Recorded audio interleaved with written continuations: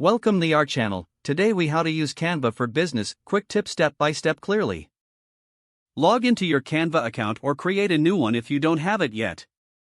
Explore the home page to get familiar with the interface.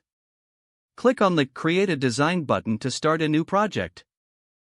Select the type of graphic you want to create, such as a social media post, presentation, or flyer.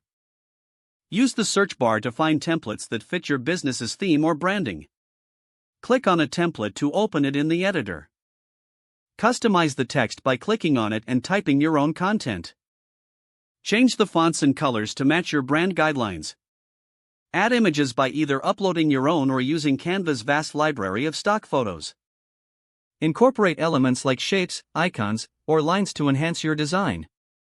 Utilize the Elements tab on the left to access various graphics and illustrations.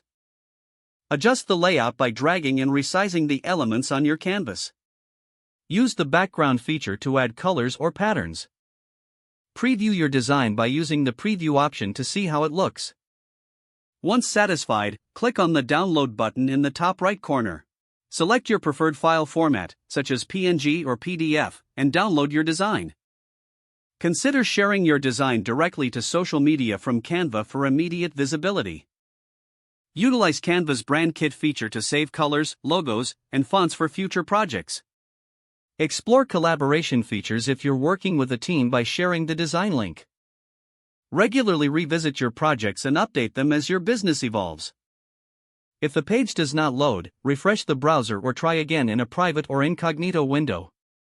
Make sure you are using the correct email address, then retype it carefully to avoid small typos.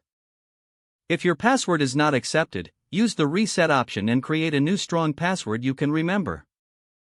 Check your spam folder for verification or security emails, then complete any requested confirmation steps. Enable two-factor authentication if available to improve account security and reduce unauthorized access risk.